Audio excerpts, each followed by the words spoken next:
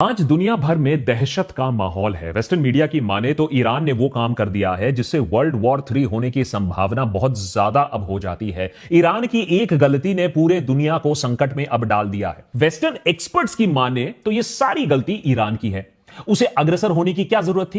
Gaza, Lebanon, Yemen की तरह वो भी चुपचाप इजराइल की बमबारी थोड़ा सह लेता और फिर रोते रोते अमेरिका के पास जाता और एक न्यूक्लियर डील साइन कर लेता, अपने न्यूक्लियर एंबिशंस को खत्म कर देता। लेकिन उसकी हिमाकत तो देखो, इजराइल के बड़े सर्जिकल स्ट्राइक राइजिंग लायन के बाद ईरान चुप ना बैठा। उसने Iran has a right to self defence का नारा लगाया और नारा लगाकर 350 से ज्यादा बैलिस्टिक मिसाइल्स दाग दिए 3 दिनों में इजराइल की तरफ, जिसमें से कई हाइपरसोनिक मिसाइल्स थे। वो हाइपरसोनिक मिसाइल्स जो इजराइल के प्रसिद्ध आयरन डोम को चीरते हुए इजराइल के शहरों और उनके पोर्ट्स पर जा गिरे। कम से कम 24 लोगों की मारे जाने की खबर है इजराइल में। लाखों इजरायली शायद पहली बार अपनी रातें बंकर्स में बिता रहे हैं। इजरायली इसको पहली बार यह समझ में आ रहा है कि दूसरे देशों पर बमबारी करने का अंजाम यह भी हो सकता है कि कभी कभी वो दूसरे देश भी तुम्हारे ऊपर बम बरसा सकते हैं। हर देश गाजा नहीं होता जहां तंबू के ऊपर बॉम्ब्स गिराकर आप अपने आप को चैड समझ लो। जब हमास के नाम पर गाजा को समतल किया जा रहा था तब भी यही बात कही गई थी इजराइल द्वारा कि अगर तुम मरना नहीं चाहते थे, गाजा में रॉकेट्स की बारिश नहीं देखना चाहते थे, तो अक्टूबर 7 को क्यों अटैक किया? अब भुगतो। अब ईरान भी तो यही बात कह रहा है कि भाई आपने हमारे न्यूक्लियर प्रोग्राम को तबाह कर दिया, हमारे टॉप साइंटिस्ट को मार दिया, हमारे टॉप जनरल्स को सफाया कर दिया, तो वापस में हम तो हमला करेंगे। लेकिन इजराइल के लिए ये out of the syllabus response है। अब उन्हें तकलीफ हो रही है। इनफैक्ट अमेरिका में इस बात का मातम शोक बनाया जा रहा है कि 24 जाने गई हैं इजराइल में। पिछले 3 दिनों में इजराइल ने ईरान में तबाही मचा दी, 406 जान गई, वहां तबाह कर दिया, लोगों को ढेर कर दिया।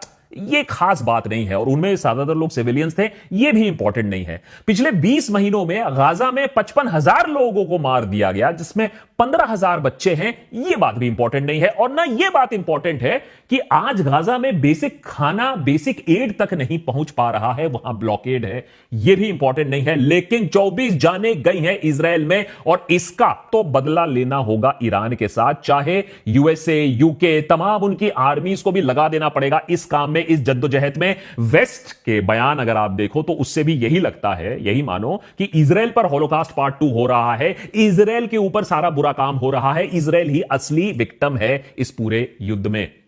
इन्हीं हरकतों और इन्हीं बयानबाजी के वजह से ये जो वेस्ट का ये जो लीचड़पना है, ये जो हिपोक्रेसी है, वो पूरे दुनिया को अब नजर आ रहा है। पहले ये लीचड़पना थोड़ा सा छिपा हुआ करता था, हिपोक्रेसी थोड़ा सोफिस्टिकेटेड हुआ करता था, लेकिन इस युद्ध में यह बात साफ हो गई है कि भैया जनता के पास भी कोई डाउट नहीं है कि वेस्ट का ये जो चोगा था, ये जो मॉरल हाई ग्राउंड था, डेमोक्रेसी के प्रति ये जो फर्जी कमिटमेंट था, ये जो झूठ, ये जो फरेब, ये जो हिपोक्रेसी का ये जो चोगा पहने हुए थे, अब ये दुनिया को दिख चुका है कि कितना फेक था।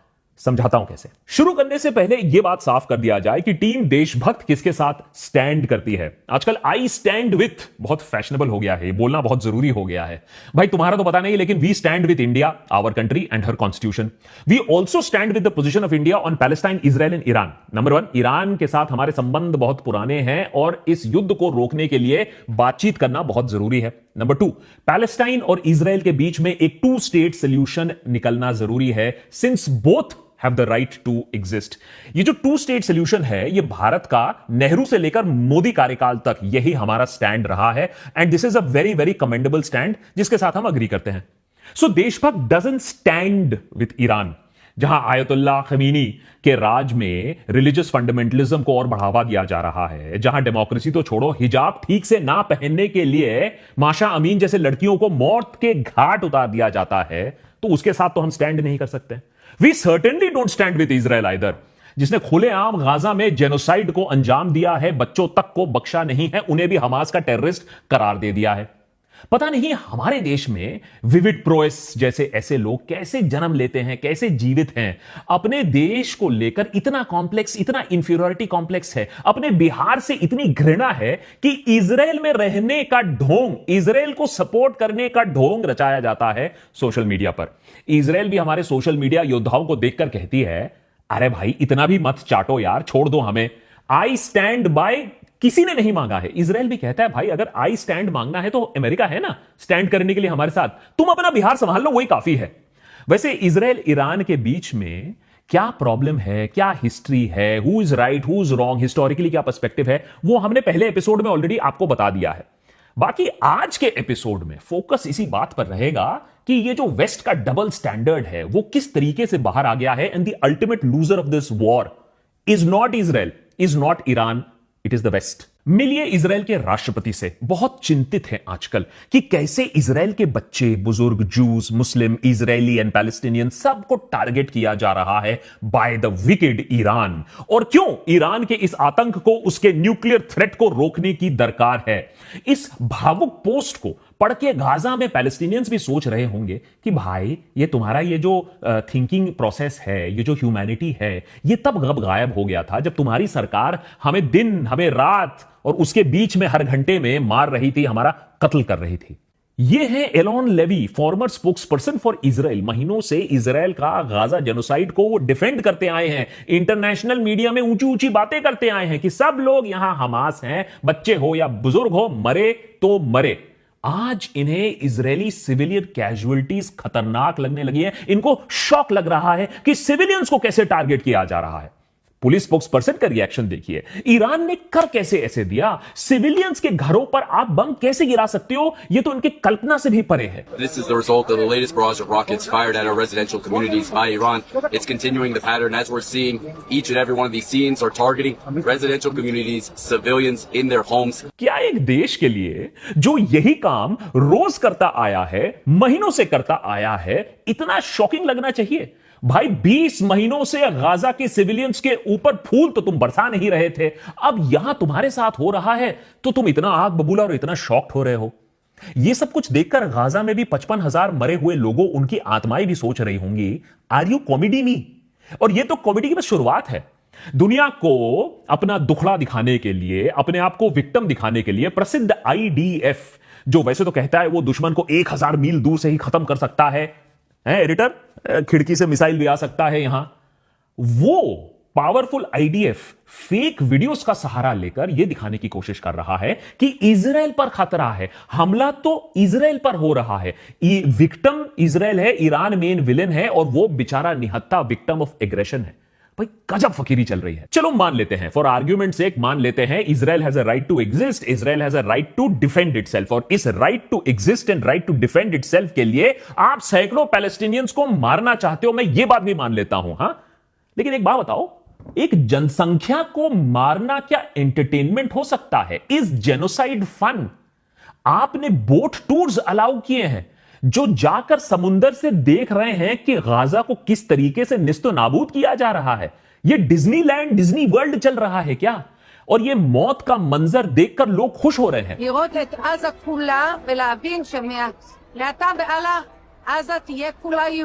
भाई मौत को इंजॉय करना तो नाजी रेजिम ने भी इतना नहीं किया होगा। अब इजराइल कहेगी नहीं नहीं, ये बोट टूर्स हमने नहीं कराए हैं, ये तो एक्सट्रीमिस्ट लोग हैं, हम इस बात को इंडोर्स नहीं करते हैं। अच्छा, यहां भी आप इतने हेल्पलेस हो कि ये बोट टूर जा रहे हैं, मीडिया इसे कवर कर रही है, लेकिन आप कुछ ना कर पाए। आय हाय हाय, यू आर सो इनोसेंट। ठीक है, you have a right to exist, लेकिन मरते हुए पैलेस्टीनियंस का सोशल मीडिया पे इस तरीके से भद्दा मजाक बनाना क्या आपको मजबूत करता है as a civilisation, as a country? ये कैसा जंग आप लड़ रहे हो? ये कैसा मौत का नंगा नाच आप नाच रहे हो? और आज 2 मिसाइल आपके ऊपर गिर गए तो आगे पीछे सब गीली हो गई। अब आप इस बात को ट्रेजी कॉमेडी कह लो, लेकिन यूएन के इतिहास में सबसे ज्यादा वर्कर्स 2024 में मारे गए, 126 से ज्यादा तो गाजा में मारे गए। और इस बात का क्लियर रिकॉर्ड है कि इजराइल ने कैसे यूएन वर्कर्स को चुन चुन कर मारा भी है। यूएन की एक ना सुनी, यूएन बस कड़ी निंदा करते रह गया। लेकिन अब ईरान के 2 बम आपके ऊपर गिर गए हैं, 24 लोग मारे गए हैं। इजराइल को नानी नहीं, इजराइल को यूएन की याद आ रही है। कह रहा है Amnesty International where are you, कह रहा है यूएन, चीख चीख कर पूछा जा रहा है where are you on social media. ऊपर से मानो आवाज आ रही हो कि यार तुम लोग ने तो हमको परमानेंट छुट्टी कर दी, ऊपर भेज दिया, अब हम तुम्हें बचाने के लिए कहां से आ सकते हैं? थोड़े दिनों में 2 साल हो जाएंगे गाजा जेनोसाइड शुरू हुए, लेकिन टीवी पर कितनी बार आपने पैलेस्टीनियंस को देखा होगा अपना दुख दर्द शेयर करते हुए कि हमारे साथ क्या हो रहा है, मीडिया उन पर फोकस कर रहा है। लेकिन पिछले 3 दिनों में आप देखोगे सारे वेस्टर्न नेटवर्क्स में यही स्टोरी चल रहा है कि कैसे तेल अवीव में डर का माहौल है, कैसे लोग शेल्टर में अपनी रातें बिता रहे हैं, अरे कितनी नाइंसाफी हो रही है इजराइल के साथ। ईरान से जो कुछ गिने चुने गेस्ट आते भी हैं टीवी पर, उन्हें ग्रिल किया जा रहा है कि भाई बताओ, हमें बताओ, पूरे दुनिया को बताओ, वर्ल्ड वांट्स टू नो कि कब ईरान निगोशिएटिंग टेबल पर आएगा, न्यूक्लियर डील साइन करेगा और यह युद्ध बंद होगा। News agency or your TV channel should know better. We were at the negotiating table. It was Trump that conspired with Netanyahu to attack Iran. Iran तो negotiating table पर था, लेकिन फिर यूएस और इजराइल ने सोचा आओ आज कुछ तूफानी करते हैं। अब हो सकता है उन्हें कुछ पता चल गया हो कि ईरान बस न्यूक्लियर बनने ही वाला है, उसके बाद क्रिटिकल मास होने ही वाला है, और टॉक्स के बीच में उन्होंने धावा बोल दिया। लेकिन अब यह बात बताओ कि किस तरीके से अमेरिका गेम खेल रहा है, तो फिर वेस्टर्न मीडिया बहुत दुखी हो जाती है, परेशान हो जाती है। उल्टा वेस्ट के बड़े बड़े पब्लिकेशंस दुनिया को यह बताने की कोशिश कर रहे हैं कि इजराइल पर देखो हमला अब किया गया है, तो अब गाजा में बच्चे और भूखे मरेंगे, क्योंकि अब इजराइल पर हमला हो गया है, तो अब तो गाजा में सिचुएशन और वर्स हो जाएगा। और यह कि दुनिया में जूस के प्रति नफरत बढ़ रहा है।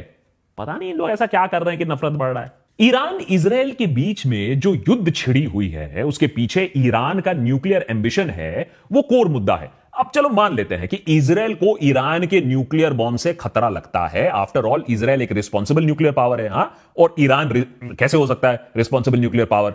आपको क्या लगता है इन दोनों देशों के बीच में न्यूक्लियर नॉन प्रोलिफरेशन ट्रीटी किसने साइन किया है?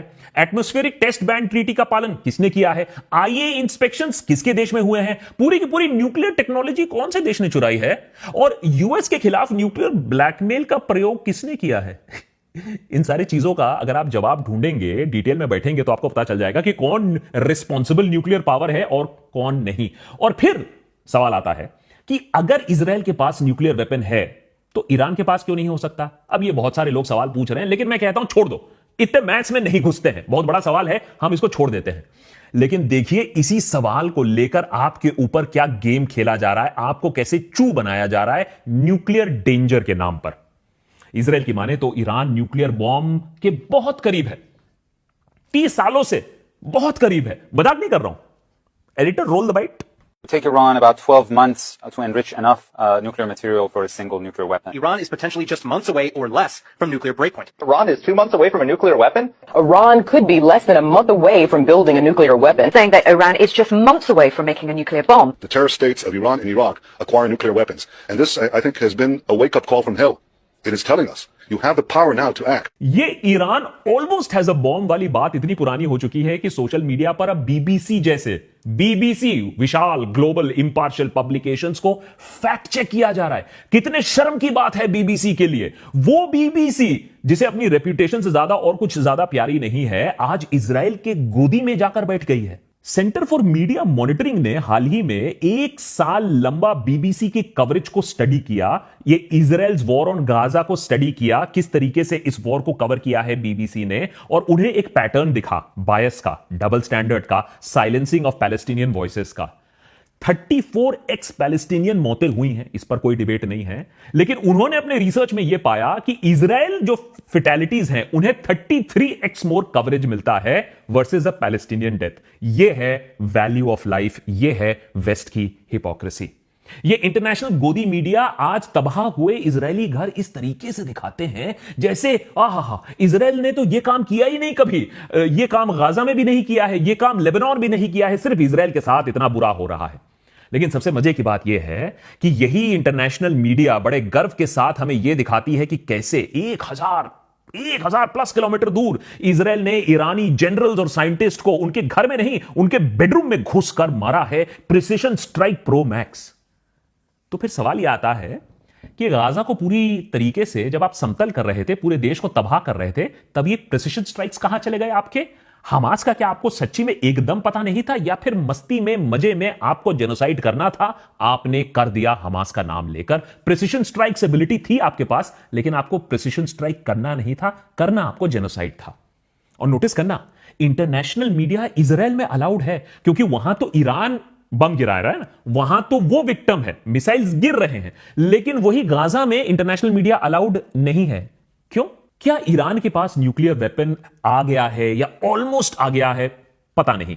क्या ईरान के पास न्यूक्लियर वेपन आने से पूरे मिडिल ईस्ट का बैलेंस ऑफ पावर शिफ्ट हो जाएगा, डिस्टेबलाइज हो जाएगा? शायद।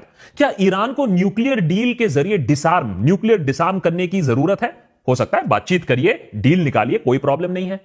लेकिन फिर रिजीम चेंज कैसे करोगे? अटैक कैसे करोगे? यह वेस्ट का पुराना फॉर्मूला है, nuclear weapon, chemical weapon, biological weapon, उसका खतरा दिखा दो और फिर असली काम करो, सत्ता पलट करने का। 2003 इराक, सद्दाम हुसैन के पास वेपन्स ऑफ मास डिस्ट्रक्शन है, इन्वेड। 2011 गद्दाफी को हटाना होगा, रीजनल स्टेबिलिटी का मामला है, हमला। 2013 सीरिया, असाद केमिकल वेपन्स बस इस्तेमाल करने ही वाला है, अटैक। उसी तरीके से न्यूक्लियर वेपन का यह अब झुंझुना बजाया जा रहा है ईरान का सत्ता पलट करने के लिए। यह कितना सही है, यह कितना गलत है, मैं आप पर छोड़ देता हूं। ईरान ने पहले भी न्यूक्लियर डील किया था, न्यूक्लियर प्रोजेक्ट को बंद किया था, लेकिन फिर ट्रंप सरकार के ही पहले कार्यकाल में यूएस ने अपने आप को उस डील से बाहर निकाल लिया, डील को तोड़ दिया। अब एक और डील होने के पहले इजराइल ने अटैक कर दिया है और ट्रंप के हाथ से एक और मौका निकल गया एक न्यूक्लियर डील करने का, अपने आप को एक शांति दूत बनाने का। इजराइल लगता है आज अमेरिका की भी बात नहीं सुनता है, लेकिन नेतन्याहू का कहना है कि उन्हें पीस चाहिए। लेकिन पीस किस कीमत पर चाहिए भाई? गाजा निगोशिएटर्स को आपने मार दिया, ईरान के निगोशिएटर्स को आपने मार दिया, ईरान, लेबनान, सीरिया, गाजा पर आप बॉम्ब गिरा रहे हो, फिर बोल रहे हो आई वांट पीस। अमेरिका में भी अब इस बात पर खुलेआम चर्चा होने लगी है फाइनली, इतने दिनों बाद, कि इजराइल को हम कंट्रोल कर रहे हैं या इजराइल अमेरिका को कंट्रोल कर रहा है। लोगों की हालत टाइट है, वेलफेयर मिल नहीं रही है, जॉब्स कम हो रहे हैं, लेकिन बिलियंस ऑफ डॉलर हम हर साल इजराइल को दे रहे हैं। क्यों भाई? क्योंकि अब लोगों को समझ में आ रहा है कि अमेरिका के जो नेता है, चाहे रिपब्लिकन हो या डेमोक्रेट हो, सब कंट्रोल में आते हैं इजराइल के अंडर। तो इजराइल को कौन कंट्रोल कर रहा है, यूएस को कौन कंट्रोल कर रहा है, लोगों को धीरे धीरे समझ में आ रहा है।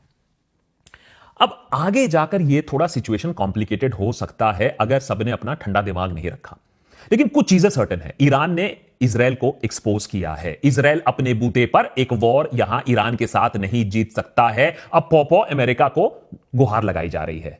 ईरान को जो सोचा गया था कि आप सर्जिकल स्ट्राइक करके क्रिपल कर दोगे, वो नहीं हो पाया है। जनरल्स चले गए, साइंटिस्ट चले गए, लेकिन उनके पास बैलिस्टिक लॉन्चिंग कैपेबिलिटीज हैं और भी स्टॉकपाइल हैं। ये वॉर अभी खिंच सकता है। और ईरान ने यह भी दिखाया है कि वो इतनी आसानी से बैक डाउन नहीं करेगा। उसने कोई सीजफायर की बात अभी तक नहीं की है। और अगर न्यूक्लियर डील की सोच रहे थे ट्रंप अंकल, तो वो तो भूल जाओ, अभी तो वो ठंडे बस्ते पर गया। लेकिन सबसे बड़ा आउटकम इस युद्ध का यह हुआ है कि जो रॉटन हिपोक्रेसी थी वेस्ट की, कि एक तरफ आप गाजा को भूल जाओ तो दूसरी तरफ 24 जाने गई हैं, उसके पीछे त्राही त्राही करो, वो अब साफ दिख गया है कि कौन विक्टिम प्ले करता है और कौन एक्चुअली अग्रेसर है। और ये वेस्ट के लिए लॉन्ग टर्म में अच्छा नहीं है, क्योंकि उसकी हेजेमनी को, उसकी बात को, उसके मॉरल स्टैंड को अब कोई मानने वाला नहीं होगा। और ये वर्ल्ड पीस के लिए और प्रोस्पेरिटी के लिए अच्छी खबर नहीं है।